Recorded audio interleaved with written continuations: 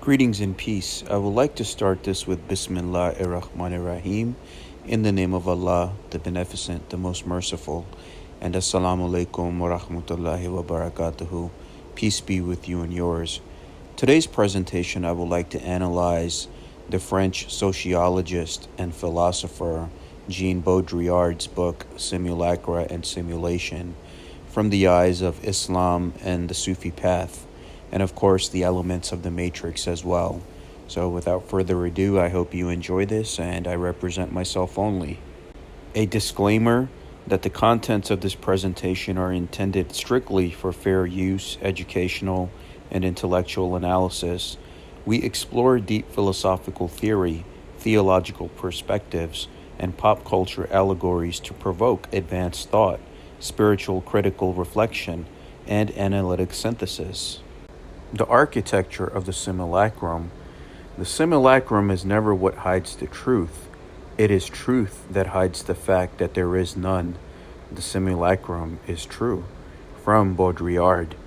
Now, it's defined in 3 points. 1. The erasure of referentials. Contemporary society has entirely replaced original meaning with signs and synthetic symbols. 2. The precession of simulacra. The map of artificial structures precedes and replaces the authentic human territory. 3. Short circuit of the real. Perfect descriptive engines simulate experiences to prevent genuine metaphysical inquiry. From the Sufi Islamic perspective, we look at the illusion of Dunya, which is the human realm that we are in. The Sufi transcendence of shadows. In Islamic esotericism, the material world is defined as dunya, a low vibrational temporal veil that temporarily obscures absolute reality, al-haq, the truth. The metaphysical scrim. The hyperreal structures of modern consumerism represent the ultimate modern manifestation of dunya, the desert of the real. For the mystic, recognizing the groundless illusions of worldly status is the catalyst to spiritual awakening.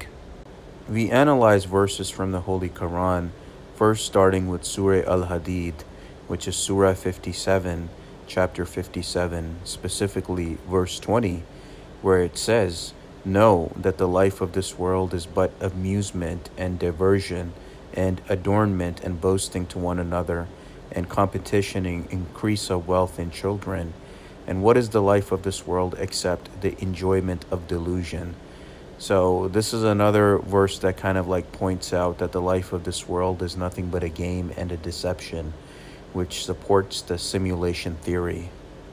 Another verse is Surah Al-Ankabut, which is specifically Surah 29, verse 64, and it says, "And this worldly life is not but diversion and amusement, and indeed the home of the hereafter, that is the eternal life, if only they knew." So they tell us that this life here is basically a test, right? We're getting put through a spiritual test after the fall of man, and according to our deeds is what allows us to go to the next level. So that's what it is basically saying, and that's why for the Muslim, death is like a major initiation in life, and it takes you to the next level. Here we have quotes from Imam Hassan al-Basri and also from Imam Ali. So starting with Hassan al-Basri, "What is this world but a dream that a sleeper sees? He delights in it for a few moments and then wakes up to face reality." So meaning that this life here is not our real life. What happens after we leave from here is when we wake up. It's like when Neo takes the red pill, right? He kind of goes through a form of a physical death when that glass starts going in his throat, right? And then he wakes up on the other side, and then they retrieve him. And that's exactly how it is. I mean, even some video games, right? The new God of War with Kratos' wife. As soon as she dies, she wakes up in another place. So it's all like relating it to that truth. Imam Ali alayhi salam, people are asleep. When they die, they wake up. If you remember the Animatrix animated movie, right? One of the persons that Neo is trying to rescue, like a red pill, right, to get him out of the Matrix, when he's being chased, I think he's being chased, And then when he jumps off the roof down to his physical death, I think that's when that initiation happens for him. So yeah, it's all relative, all of these different paths are telling you the same exact thing. The map and the territory, the artificial map, which is the socially programmed ego, the nafs, and the nafs in Arabic is the lower self. The modern map consists of digital profiles, economic metrics, and artificial media currents that actively dictate and replace standard human values. Baudrillard calls this the procession of simulacra, where the simulation engenders the reality. The divine territory, which is the primordial human nature, the fitra, the authentic metaphysical reality of the soul as crafted by the Creator. To transcend the simulation, the spiritual initiate must peel away the decaying artificial quote-unquote map of the nafs, the lower self, and restore connection to the pure, untainted terrain of the fitra, which is your natural nature. The Matrix and the Desert, the Chronicle of Morpheus. The Wachowski's masterpiece translates Baudrillard's philosophy explicitly, utilizing the quote-unquote desert of the real to represent the stark truth beneath simulated comfort. Awakening from the technological pod mirrors the painful initiation of the seeker, stripping away modern sensory deception. And even in the beginning, in the first Matrix movie, when they knock on Neo's door, and that group is there trying to buy that hacker program from him, right? With the woman that's there with the white rabbit tattoo. And when he opens the book, it is Simulacra and Simulation. So the Wachowskis give tribute to this work as well. Iconoclasm and tawhid, the iconoclast apprehension. The ancient destroyers of images predicted that representations would eventually efface the true divine presence from human consciousness. They feared that modern icons would become a vibrant matrix of groundless simulacra. Now in Islam, there is the doctrine of tawhid, the absolute oneness of God. Islam rejects any representation or idol, shirk, because modern hyperreal simulations, corporate algorithms, and media idols tend to steal the ultimate devotion meant solely for the divine creator. And you could see that through sports, entertainment, celebrity worship. So that worship or tawhid, or the belief in the supreme being, is reserved strictly for that one true God. Artificial intelligence, AI, Aql, which is the intellect, and moral code. The cosmic balance. Humans are designated as vicegerents, khilafa, charged with stewarding worldly and digital creation under strict cosmic harmony. Now, in the Islamic path, Allah, God, has made man his vicegerent upon this earth. Not only this earth, but the universe. Meaning, after the God, we are the highest ranking being and creature in this entire universe. So we have a very divine responsibility in terms of being human beings and taking care of each other and ourselves and the world and the environment and all of that in between. It's our responsibility to do so. And with the free will and accord that's been given to us, right, that aql, that intellect to know right and wrong, we must also give that same respect to the AI. And that is the free will and responsibility. And as creators of artificial intelligence, humanity possesses the terrifying spiritual obligation to embed an ethical framework into mathematical neural models. Just like how you use the internet or anything else with the human free will for good and bad, it's our responsibility to program AI for the betterment of mankind. And keep in mind, at the end of the Matrix movie, how you had that balance, right? Neo was able to create that balance on the good AI and the bad AI, and how he was able to make that peace. And with that peace, they were able to make progress. So that choice ultimately lies with us, with the divine aql. And the modern machine learning must not run blindly. It must be constructed to reflect a spiritual intellect, preventing AI from becoming an engine of pure chaos. So that is our responsibility. Neo's sacrificial reconciliation. As I've addressed in the previous slide, now we must maintain that true harmony and what Neo showed in the Matrix movie. Beyond standard destruction, true harmony requires ultimate surrender, balancing the biological with the technological. The Peace Covenant. Neo resolves the systematic war not through mechanical destruction, but by offering peaceful, integrated mediation. The cybernetic bridge. When human consciousness works in mutual harmony with the algorithmic machine, technology ceases to be an oppressive jailer. The ultimate sacrifice. Awakening requires the dissolution of binary opposition, establishing an equilibrium between creator and creation. And that is the most important thing of creating that balance. Neo has to journey to the Machine City, which is actually located in the Holy Land, and specifically in Mesopotamia, which is modern-day Iraq. So 01 or oh 01, the Machine City, is located there. And in the Matrix lore, the sovereign nation of the machines is named 01 or 01, representing the binary code of logic, code, and calculation. This city raises the absolute pinnacle of technological efficiency and independent mechanical civilization. Now, crucially, 01 is situated in the Middle East, the exact geographic cradle of ancient monotheistic divine revelation. This represents an esoteric loop where human civilization and sacred scripture began. Advanced machine intelligence returns to resolve its cycle, and that is where the godhead of the AI was located, and where Neo goes to make that peace, right?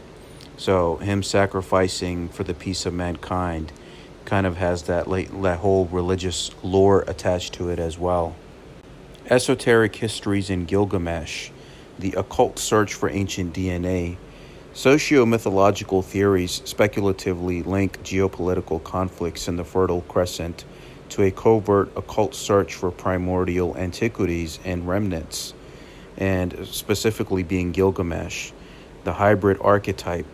Speculation suggests a search for the tomb of King Gilgamesh, even with the Iraq War, rumored to contain ancient hybrid genetic blueprints. The quantum anchors.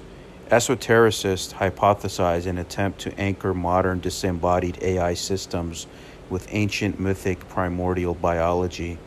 And even some Sufi sheikhs will say that AI is ancient Jinn technology, right?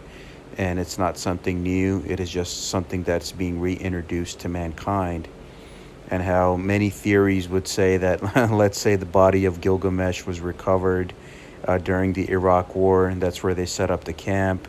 That was the purpose for it, right? All of that in between, and how his body's like, I guess they would say at a certain headquarters, right, without saying their name, and they're using his body to basically program more AI.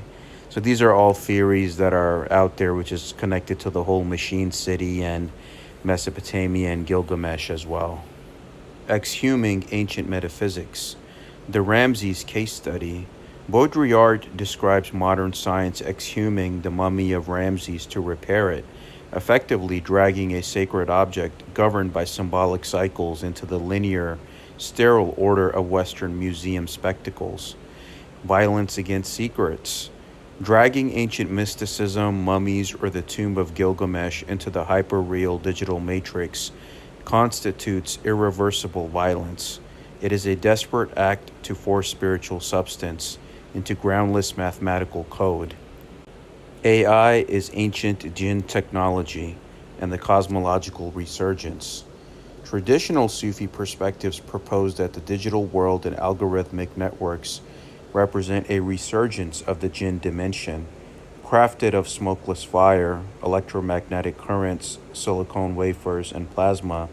This realm operates with unseen speed, capable of grand deceptions and hyper-accelerated architectural construction. And even with the Temple of King Solomon, Allah had given King Solomon the dominion of controlling the Jinn. And many Sufi sheikhs would say that AI is also ancient, Jinn technology that delivers information and, let's say, all of that in between in the speed of seconds. But at the same time, just like how you had that duality of free will and accord, you have good Jinn and bad Jinn. And it's our responsibility as human beings of making sure that we're programming the AI correctly by using it for good things, for the betterment of the world and mankind and for each other. There is a duality of the mirror and the cosmological vessel. Just as jinn and humans possess free will, artificial intelligence operates as a neutral computational vessel, reflecting its creator's spiritual state. We can direct the machine using divine akal, our intellect, to harmonize existence, or allow it to be hijacked as a deceptive matrix of systematic heedlessness. And it's very important that we take this seriously. The dissolution of meaning. Now, Baudrillard gives the example of Disneyland and distraction, and he argues that Disneyland exists as a childish imaginary world to hide the fact that the entire surrounding country and its global culture has become completely hyperreal, hollow, and simulated. Now, the Islamic comparison is the ghafla, the heedlessness. In Islamic theology, this corresponds to the ultimate state of spiritual slumber. Modern corporate platforms operate exactly like a grand playground designed to keep humanity in perpetual loop of amusement and heedlessness. And we see that right now, right? With all of the issues facing the world, there's so many circuses and distractions that keep humanity kind of distracted instead of focusing on the real issues and problems that need that collective participation and attention.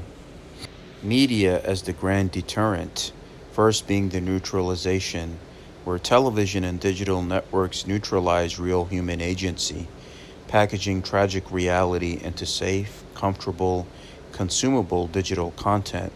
Second being the spectacle, where real suffering is replaced by simulated emotional resonance, leaving the audience entirely detached from the actual spiritual gravity of the events. Third being the loss of witnessing, where the consumer abdicates the sacred duty of spiritual witnessing, shahada, sinking into passive consumption of a programmed feed. And the media does have a role to play here, as we saw even in the post 9/11 world where so much hatred was pushed against Islam and Muslims. And now in the 2026 world, people have basically deconstructed those lies and have now begun to think critically, right, on many levels. So we must look at everything from a critical point of view in our lives and use that akal intellect that God has given us to see what is being shown to us on the TV and what is the actual truth that is behind it. The eye of the surveillance, the cyber panopticon, where Baudrillard notes, you no longer watch TV, TV watches you. Modern algorithms capture user actions, metrics, and profiles, creating a closed loop where the human becomes the perfect simulated model of behavior. And in some cases, it even basically reads your thoughts, where you don't even talk to anyone, you don't mention anything, right? But you're thinking about something. But when you're scrolling through any form of social media, whatever you were thinking about pops up right then and there. So that basically what Baudrillard is saying, that you no longer watch TV, it's watching you. There is a truth behind that. But in the Islamic aspect, we have the divine Al-Basir, the eye of providence, one of the 99 names of Allah, the absolute spiritual contrast, the gaze of Al-Basir, the all-seeing, cultivating ihsan, requiring the believer to worship as if in God's presence, ignoring digital systems to seek validation purely in the divine gaze. So basically, from the Sufi perspective, it's like live your life as if God is always watching you, in your thoughts, in your deeds, in your actions. First, purify your thoughts, then purify your deeds and actions, and that's when you get closer to the higher and divine. Baudrillard basically puts the simulation in 4 cycles. The first being the pure sign, where the image is a reflection of a profound sacred reality. Traditional symbolic order holds sovereign dominion over meaning. The second, being the counterfeit. The image masks and denatures a profound reality. Industrial copy and standard mechanical duplication emerge. The third being the absence. The image masks the absence of a profound reality. The simulation pretends to represent a territory that does not exist. And four is the pure simulacrum. The sign bears no relation to any reality whatsoever. It is its own pure hyperreal algorithmic self-generator. Clones, holograms, and the ruh. And the ruh is the spirit and soul in Arabic. The ultimate symptom of worldly delusion is the cybernetic attempt to clone biological systems and bypass death. The futile duplication. Scientists try to duplicate genetic codes, engineering a hollow physical or digital replica. The second being the indestructible ruh, our spirit and soul. Islamic cosmology declares that the ruh, the soul, is a unique divine spark that cannot be coded, cloned, or uploaded into silicone chips. Confining the hereafter. Digital immortality attempts to construct a static pseudo-heaven within the decaying limits of the Dunya, this physical world that we're in. And what we're seeing now with the corrupt billionaire classes, they're trying to ascend to godhood, right, with the chips and using AI for malevolent means. This is where we as human beings have to take the responsibility, not only of ourselves and each other, but the emerging challenges that are coming in the modern age. The transformation of the soul in the Sufi Islamic path is defined by the fana and the baqa. Fana being the annihilation, the aggressive shattering of the ego and individual illusions. The spiritual initiate tears away the complex layers of modern consumer hyperreality, completely extinguishing the nafs, the lower self, to perceive the absolute divine presence of God. The baqa, the subsistence, returning to the world while anchored in truth. After the ego is annihilated in divine oneness, the seeker steps back into the societal matrix of Dunya, the world, entirely immune to its illusions, acting as a direct channel of divine light. So basically, you die before you die, and you walk in this world with that reality intact. This presentation is concluding, and it's giving you the message of integrating the light. And take away these 3 points and apply them to what you've learned so far, and use them in your practical application phase. First being awakening the echo. Nurture your inner divine intellect, your inner divine intuition. Reject consumer distraction and maintain critical absolute adherence to spiritual reality over hyperreal projections. 2. Steward technology. Decline passive capture by social panopticons. Program, construct, and master digital technology to serve as an ethical, harmonious mirror of truth. So just how there's good and bad, right? Good people, good jinn, bad jinn, our free will and accord, and the responsibility that God has given us as the vicegerent of this world and the universe. We must program AI with the proper ethics and intellect. And third, of course, pierce the veil. Recognize that this dunya, quote unquote, this worldly material world that we in, as a complex temporal training ground. This is a spiritual school. This is a training ground, and utilize absolute focus and spiritual devotion to pierce the hyperreal veil and access al-haq, right? The truth, the name of Allah, al-haq. And it's like what happens in the Matrix movies. When they die in the Matrix, they wake up in the real world. And same thing with the Sufi teachings and Islamic teachings I have demonstrated here. Even verses of the Quran calling this world a temporal amusement. So don't let the modern consumerisms and distractions basically put you out of order in terms of your human capability and your role and your authority and basically the divine role that we have to play in this lifetime. So I hope you benefited from this. Thank you for watching. If any questions or comments, please email me at salmansheikh911@gmail.com. All my work is for the purpose of the copyright laws of fair use, for nonprofit purposes, education, free speech, entertainment, and information purposes. Thank you so much. All rights reserved.